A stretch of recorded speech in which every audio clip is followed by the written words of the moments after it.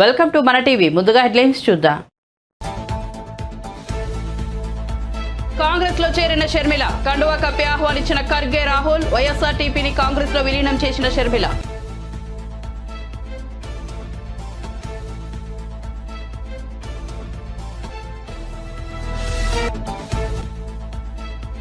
మాజీ సీఎం కేసీఆర్ ను పరామర్శించిన జగన్. కేసీఆర్ ఆరోగ్య వివరాలు అడిగి తెలుసుకున్న వైనం.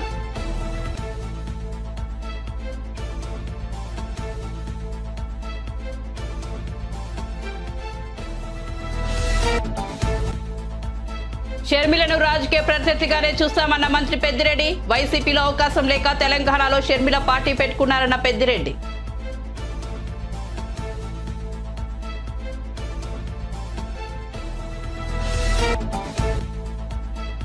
ఆరు గ్యారంటీల అమలు ఆలస్యం చేసేందుకే అభయహస్తం నాటకమన్న కిషన్ రెడ్డి. డేటా అంతా ఉన్న ఈ దరఖాస్తు డ్రామాలేంటి? రేవంత్ ను ప్రశ్నించిన కిషన్ రెడ్డి.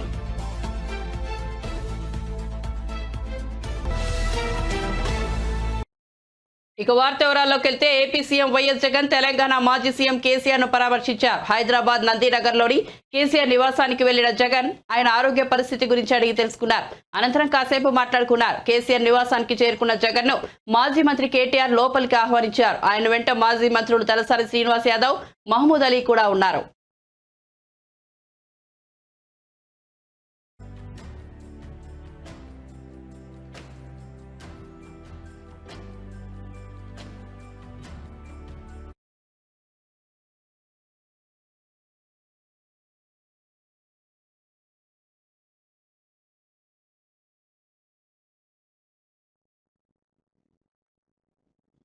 ప్రజాపాలనలో భాగంగా 5 గ్యారంటీలకు అర్హుల నుంచి దరఖాస్తులను స్వీకరిస్తున్నారు. ఎన్నికల సమయంలో కాంగ్రెస్ 6 గ్యారంటీలు ఇచ్చింది.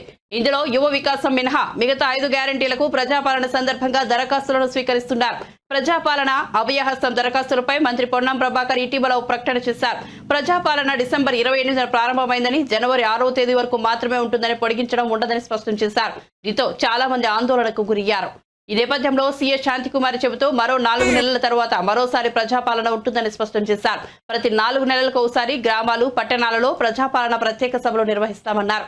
ఈ సందర్భంగా అర్హుల నుంచి దరఖాస్తులను స్వీకరిస్తామని వెల్లడించారు. మహాలక్ష్మి, రైతు భరోసా, గృహలక్ష్మి, ఇందిరమ్మ ఇల్లు, చేయూత పథకాలకు ప్రభుత్వం దరఖాస్తులను ఆహ్వానిస్తోంది.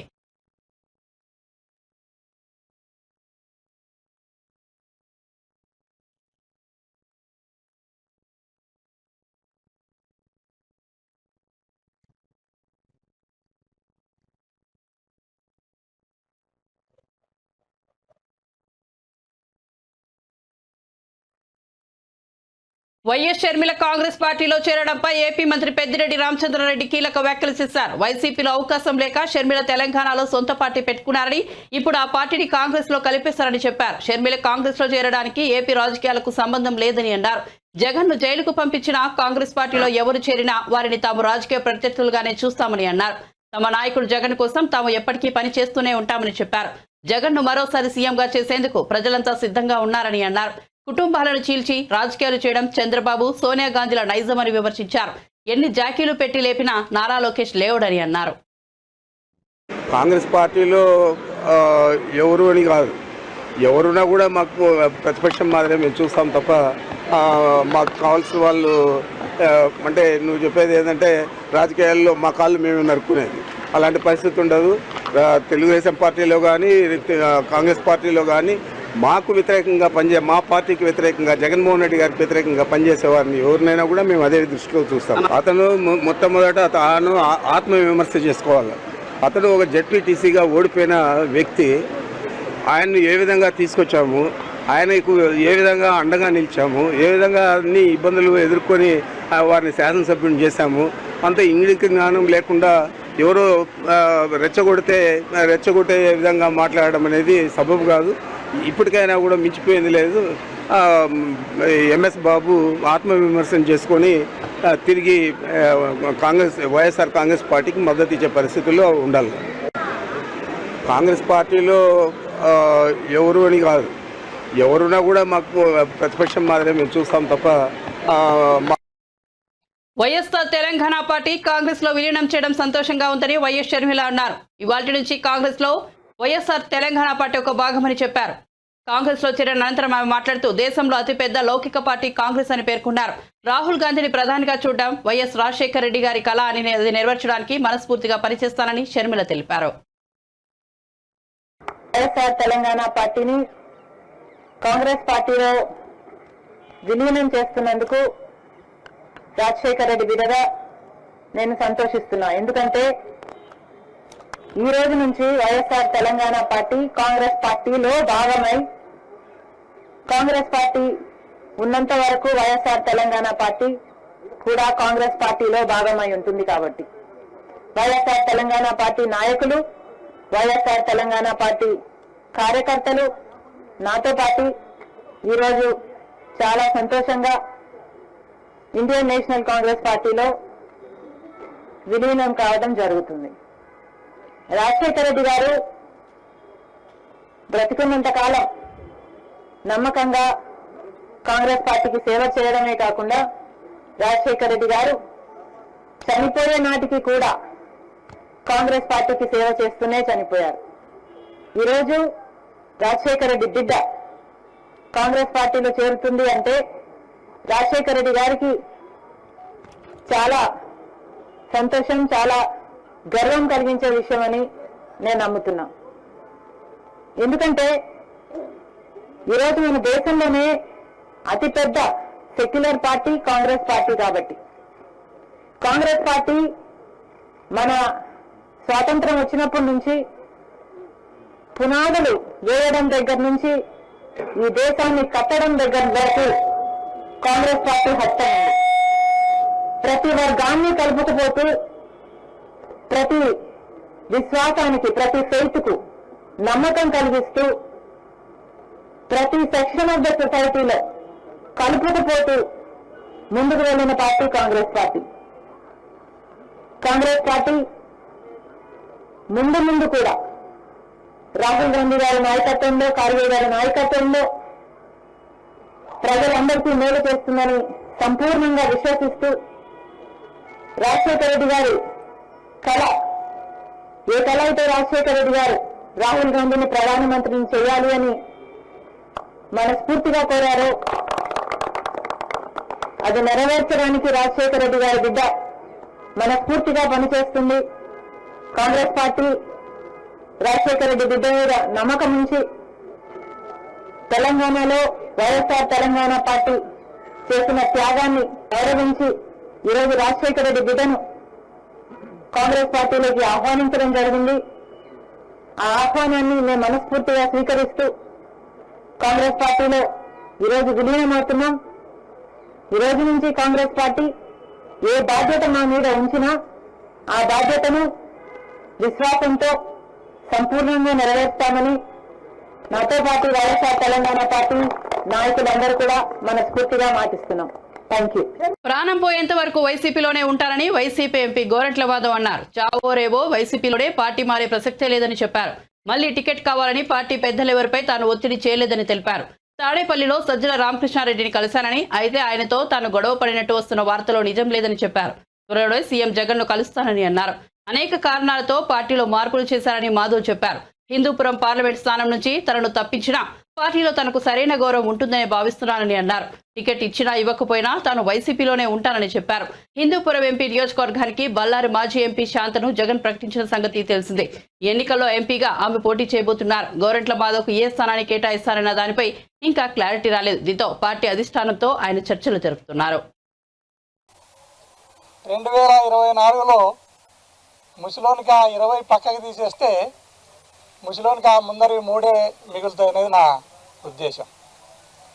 తర్వాత ఈ రాష్ట్రంలో అనేక కులాలు, మతాలు, ప్రాంతాలకు సమానమైన ప్రాతినిధ్యాన్ని కల్పించాలా, బీసీ, ఎస్సీ, ఎస్టీ మైనార్టీలలో ఉండే అన్ని కులాలకు ఖచ్చితంగా రాజకీయ ప్రాధాన్యతను ఇవ్వాలా, ఏ కులం అయితే తక్కువ సంఖ్యలో ఉందో ఆ కులంలో కూడా న్యాయకత్వాన్ని స్ట్రెంగ్తెన్ చేయాలన్న ఉద్దేశంతో గౌరవ ముఖ్యమంత్రి జగన్మోహన్ రెడ్డి గారు రకరకాల మార్పులు చేర్పులు చేసుకుంటూ ఆయన ముందుకు వెళ్ళటం జరుగుతూ ఉంది. అందులో భాగంగానే హిందూపురానికి బోయ సామాజిక వర్గానికి చెందిన ఒక మహిళను అక్కడ పెట్టాలని పార్టీ నిర్ణయించింది. పార్టీ అనేది నాకు కన్నతల్లి లాంటిది. నాకు రాజకీయ జన్మనిచ్చి నన్ను ఎంపీని చేసి ఢిల్లీకి పంపించిన పార్టీ నాకు కన్నతల్లి లాంటిది. కన్నతల్లి లాంటి పార్టీ ఏం ఆదేశిస్తే ఆ ఆదేశాన్ని నేను శిరోధార్యంగా భావిస్తా. దానికి TV5 ABN లేదా మహా టీవీ వాళ్ళు లేదా వాళ్ళ సోషల్ మీడియా హడావుడి చేయనక్కర్లేదనేది నా ఉద్దేశం. తర్వాత పార్టీకి దిశానిర్దేశం చేస్తూ ఈ పార్టీని గౌరవంగా నడుపుతూ అందరు ఎవరొచ్చినా ఎంపీలు కానీ ఎమ్మెల్యేలు కానీ ఏ సామాన్య కార్యకర్త నుంచి ఎవరొచ్చినా కూడా ఎంతో ప్రేమగా ఆప్యాయతతో ఓపికతో మాట్లాడి ఉన్న విషయాన్ని వాళ్ళకి విశదీకరించి వాళ్ళ బాగోగులను చూస్తూ ముందుకెళ్తున్న సజ్జల రామకృష్ణారెడ్డి సార్ను నేనేదో ప్రశ్నించినట్లు మీడియాలో వాళ్ళ సోషల్ మీడియాలో చెత్త ప్రచారం ఒకటి జరుగుతూ ఉంది. అయ్యా, పెద్దిరెడ్డి రామచంద్రారెడ్డి గారు ముఖ్యమంత్రి గారితో కొట్లాడినట్లు, గోరంట్ల మాధవ్ సజ్జల రామకృష్ణారెడ్డి సార్తో కొట్లాడినట్లు ఎందుకు ఈ చెత్త వార్తలు? భార్యాభర్తల మధ్యలో, అన్నదమ్ముల మధ్యలో, లేదా తల్లిదండ్రుల మధ్యలో, లేదా పార్టీలో స్వపక్షంలో ఒకరి మీద ఒకరికి మీరు ఖచ్చితంగా కలహాలు పెట్టడానికి ప్రయత్నం చేస్తున్నారు. ఇది ఖచ్చితంగా శవాల మీద పేలాలు ఏరుకోవడం తప్ప మీకు ఎలాంటి ప్రయోజనం ఉండదు అని ఈ టీవీలకు నేను ABN కానీ TV5 కానీ మహా టీవీకి వీళ్ళందరికీ కూడా చెప్తున్నా. దయచేసి మీరు పార్టీలో కలహాలు పెట్టాలా, దానితో ప్రయోజనం పొందాలా అనే దానికంటే మీ చంద్రబాబు నాయుడుకి ఒక అడ్వైజ్ చేయండి. ప్రజల్లోకి పొమ్మని చెప్పండి, ప్రజాక్షేత్రంలో తేల్చుకోమని చెప్పండి. దేవుడు లేదా జనం నిర్ణయిస్తారు గెలుపోవటంలో. కానీ నీ TV5 ABN లేదా మహా టీవో జయాపజయాలను గెలుపోవటంలోనూ డిసైడ్ చేయలేదని ఆ టీవీ ఛానల్స్ను హెచ్చరిస్తున్నా. దయచేసి నేను విజయవాడకు వచ్చినప్పటి నుంచి ఎక్కడున్నాడు, ఏం చేస్తున్నాడు, సీఎం ఆఫీస్ అనేది మాకు ఇల్లు లాంటిది. ఎంపీలకు ఎమ్మెల్యేలకు 10 సార్లు తిరుగుతాం, రోజుకు 10 సార్లు తిరుగుతాం. మీకెందుకు వచ్చింది? వచ్చిన ప్రతిసారి పోయిన ప్రతిసారి ఎక్కడ ఉన్నారు, ఏం కథ అనే దాని మీద మాట్లాడుతూ ఉన్నారు, రాస్తూ ఉన్నారు. దయచేసి అట్లాంటి అవాస్తవమైన వార్తలకు పులి స్టాప్ పెట్టి నిజమైన వార్తలతో మీరు ముందుకు రావాలని ఈ సందర్భంగా తెలియజేస్తున్నాను.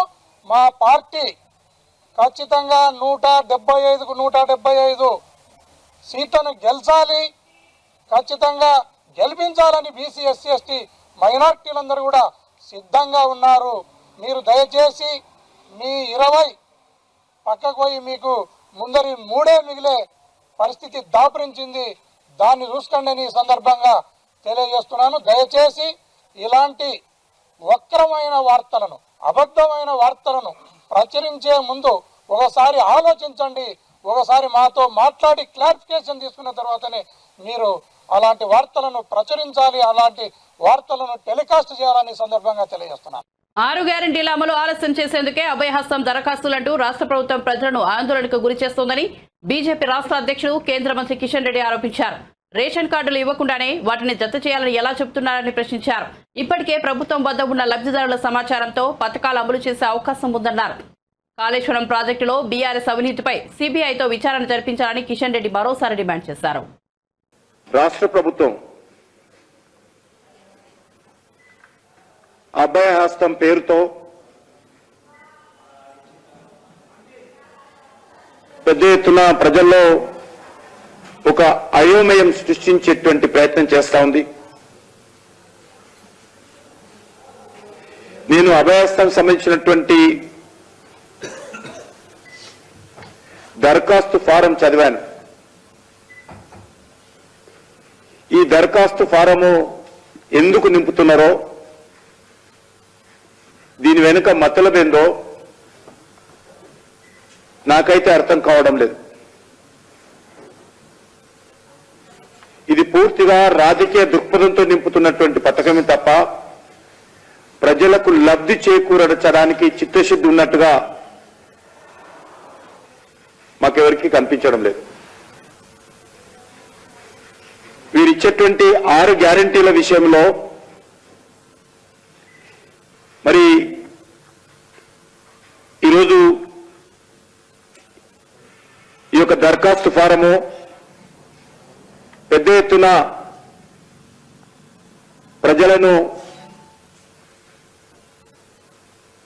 అయోమయానికి గురి చేసేటువంటి కార్యక్రమం, ఈ దరఖాస్తు ఫారంలు బ్లాకులు అమ్ముతున్నటువంటి పరిస్థితి, అందుబాటులో లేనటువంటి పరిస్థితి, ఈ దరఖాస్తు చేయకపోతే మీకు ఏ రకమైనటువంటి సహాయం అందదని చెప్తున్నటువంటి పరిస్థితి. నిజంగా ప్రభుత్వానికి చిత్తశుద్ధి ఉంటే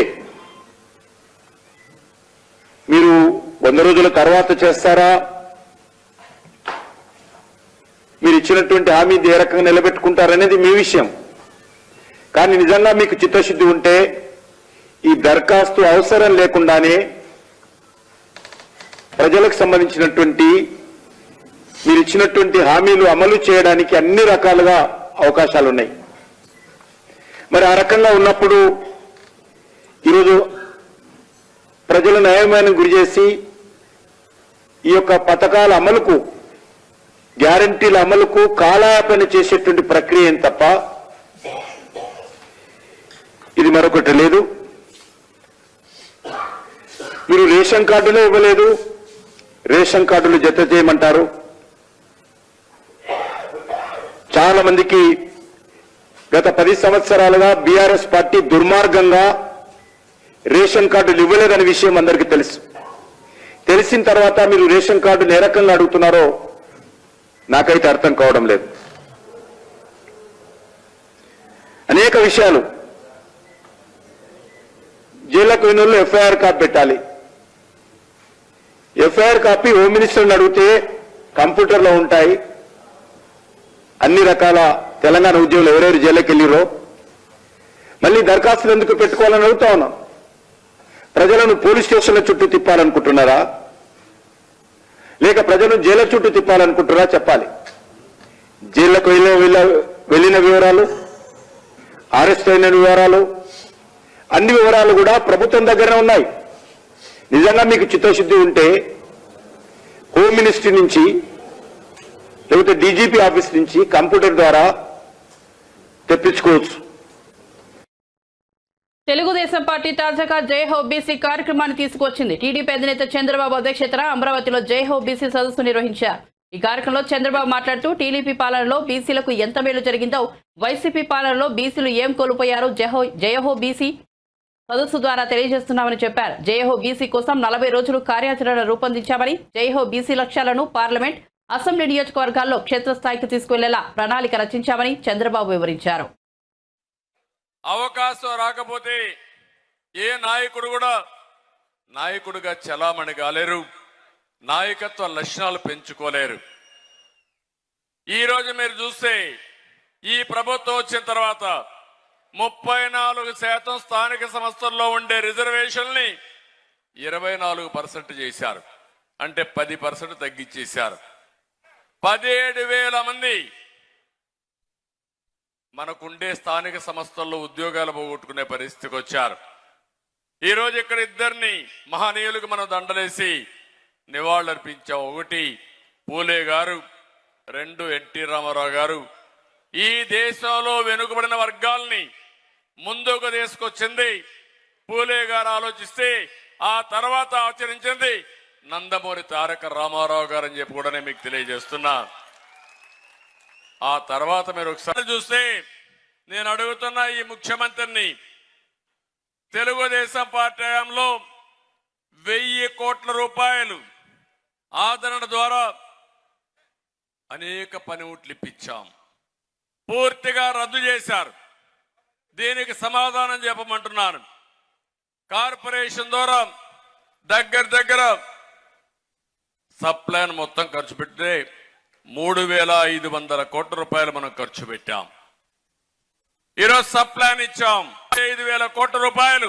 మా బీసీలకు అప్పు ఉన్నారు, మీరు రుణపడున్నావు మొత్తం. అంటే ఇలాంటి తప్పుడు పనులు చేసి అప్పుడప్పుడు అరాకొర అంటే 100 రూపాయలు దోచుకుని 10 రూపాయలు చేతిలో పెట్టి నేను గొప్ప దహనకర్ణుడు అని చెప్పి సంకలకి వేసుకుంటూ తిరుగుతున్నాడు. అది కాదు పరిపాలన. పరిపాలన అంటే సమర్థవంతంగా ప్రజలకు మేలు జరగాలి, మీ జీవన ప్రమాణాలు పెరగాలి, మీ ఖర్చులు తగ్గాలి, ఆదాయం పెరగాలి. అదే సంపద సృష్టించడం. సంపద అంటే రాష్ట్రమే కాదు, ప్రతి ఒక్కరి ఆదాయం పెరిగితే, మీ జీవన ప్రమాణాలు పెరిగితే అదే నిజమైన అభివృద్ధి.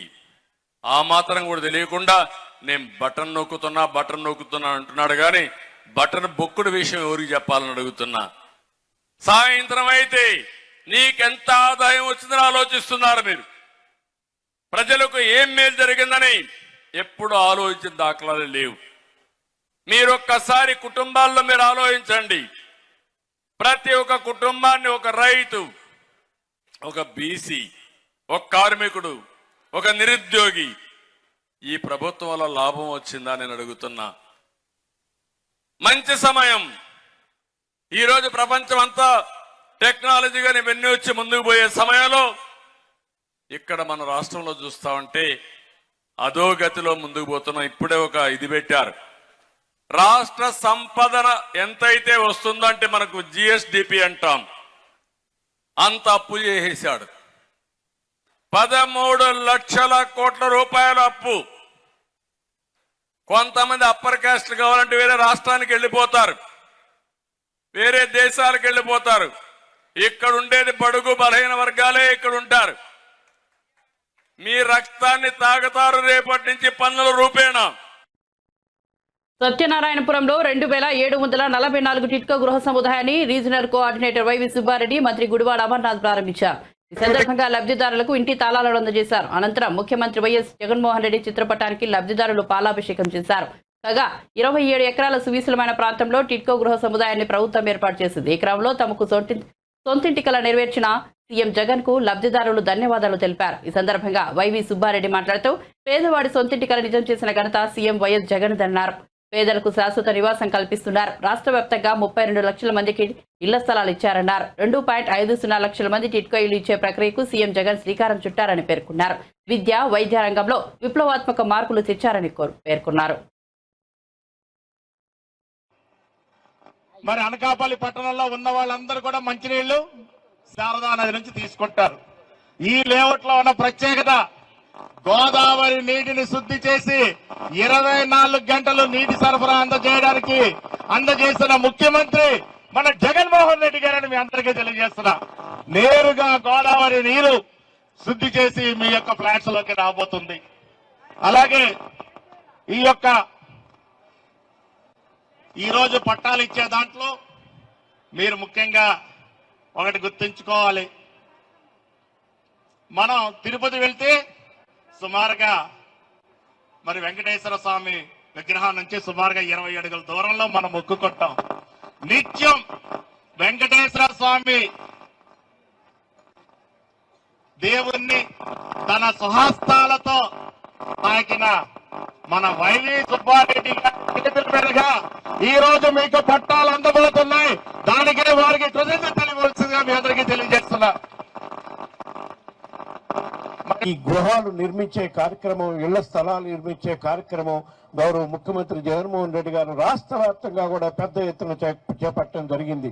ఇప్పటి వరకు గత 4 సంవత్సరాల్లో జగనన్న స్థలాల పేరుతో రాష్ట్ర వ్యాప్తంగా 32 లక్షల మందికి ఇళ్ల స్థలాలు ఇచ్చే గొప్ప కార్యక్రమం ముఖ్యమంత్రి జగన్మోహన్ రెడ్డి గారు చేపట్టడం జరిగింది.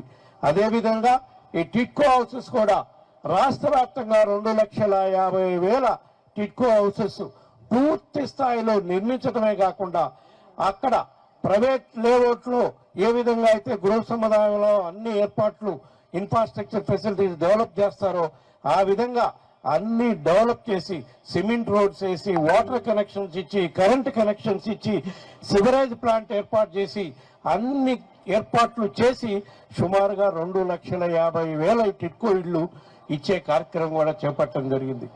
ఇది జగనన్న స్థలాలు కానివ్వండి, టిట్కో హౌసెస్ కానీ కూడా అన్ని కూడా లబ్ధిదారులకి, మరీ ముఖ్యంగా ప్రత్యేకంగా ఆ ఇంటి యజమాని మహిళల పేరు మీద రిజిస్ట్రేషన్ చేసే కార్యక్రమం కూడా గొప్ప ఆలోచనతో గౌరవ ముఖ్యమంత్రి జగన్మోహన్ రెడ్డి గారు చేస్తున్నారని చెప్పి ఈ సందర్భంగా తెలియజేసుకుంటూ ఉన్నాం. అదేవిధంగా పేదవాళ్ళకి రాబోయే రోజుల్లో ఎటువంటి కష్టం రాకూడదని ఎన్నో గొప్ప కార్యక్రమాలు రాష్ట్రంలో గౌరవ ముఖ్యమంత్రి గారు గత 4 సంవత్సరాల 8 నెలల నుంచి చేసుకుంటూ వస్తున్నారు. పేదవాడికి ఉచితంగా వైద్యం విద్య అందే కార్యక్రమం స్వర్గీయ రాజశేఖర రెడ్డి గారు ఉమ్మడి రాష్ట్రంలో ఏ విధంగా చేశారో దాన్ని మళ్ళా ఇంకా 4 అడుగులు ముందుకెళ్ళి పేదవాడికి మెరుగైన వైద్యం ఇంటికాడకే తీసుకెళ్లి అందించాలి అనే గొప్ప ఆలోచనతో జగనన్న ఆరోగ్య సురక్ష కార్యక్రమం ద్వారా కోట్లాది మందికి ఉచితంగా వైద్య పరీక్షలు చేసి ఆ వైద్యానికి అవసరమైన మందులు కానీ పరీక్షలకు కానీ ఏమాత్రం ఖర్చు పెట్టకుండా అన్ని ఉచితంగా ఇచ్చే కార్యక్రమం చేసిన ప్రభుత్వం మన ముఖ్యమంత్రి గౌరవ ముఖ్యమంత్రి జగన్మోహన్ రెడ్డి గారు అని చెప్పి ఈ సందర్భంగా తెలియజేసుకుంటూ ఉన్నా. ఈ గృహాలు నిర్మించే కార్యక్రమం, ఇళ్ల స్థలాలు నిర్మించే కార్యక్రమం గౌరవ ముఖ్యమంత్రి జగన్మోహన్ రెడ్డి గారు రాష్ట్ర వ్యాప్తంగా కూడా పెద్ద ఎత్తున చేపట్టడం జరిగింది. తెలంగాణలోని 2 ఖాళీగా ఉన్న ఎమ్మెల్యే కోట ఎమ్మెల్సీ స్థానాల ఉప ఎన్నిక కోసం కేంద్ర ఎన్నికల సంఘం గురువారం షెడ్యూల్ను ప్రకటించింది. బీఆర్ఎస్ ఎమ్మెల్సీలు కడియం శ్రీహరి, పాడి కౌశిక్ రెడ్డి శాసనసభ ఎన్నికల్లో గెలుపొందడంతో ఎమ్మెల్సీ పదవులకు రాజీనామా చేసిన విషయం తెలిసిందే. ఈ క్రమంలో కేంద్ర ఎన్నికల కమిషన్ ఉప ఎన్నికకు షెడ్యూల్ ప్రకటించింది. ఈ నెల 11న ఎన్నికల నోటిఫికేషన్ జారీ చేయనున్నట్టు తెలిపింది. అదే రోజు నుంచి నామినేషన్ల స్వీకరణ మొదలు కానుంది. 18వ తేదీతో నామినేషన్ల గడువు ముగియనుంది. 19న నామినేషన్ల పరిశీలన, 22 వరకు నామినేషన్ల ఉపసంహరణకు గడువు ఉంటుంది. 29న ఎన్నికల పోలింగ్ జరగనుంది. ఉదయం 9 గంటల నుంచి సాయంత్రం 4 గంటల వరకు పోలింగ్ కొనసాగుతోంది. ఫిబ్రవరి 1న ఫలితాలను ప్రకటించనున్నట్లు ఎన్నికల కమిషన్ ప్రకటించింది. తెలంగాణలోని 2 స్థానాలతో పాటు యూపీలోని ఒక ఎమ్మెల్సీ స్థానానికి ఉప ఎన్నికలు నిర్వహించనున్నట్లు ఎన్నికల సంఘం తెలిపింది.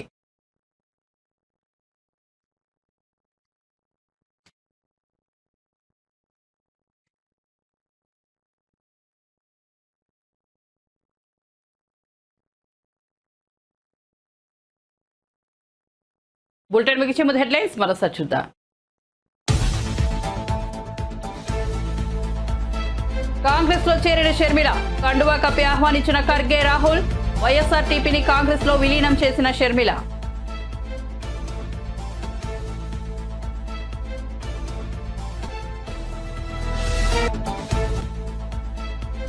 మాజీ సీఎం కేసీఆర్ ను పరామర్శించిన జగన్, కేసీఆర్ ఆరోగ్య వివరాలు అడిగి తెలుసుకున్న వైనం.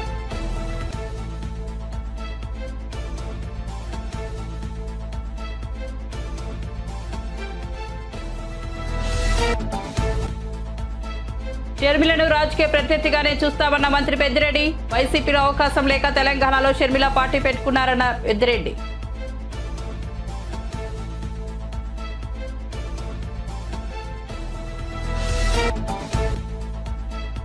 6 గ్యారంటీల అమలు ఆలస్యం చేసేందుకే అభయహస్తం నాటకమన్న కిషన్ రెడ్డి. డేటా అంతా ఉన్నా ఈ దరఖాస్తు డ్రావాలేంటి అని రేవంత్ ను ప్రశ్నించిన కిషన్ రెడ్డి.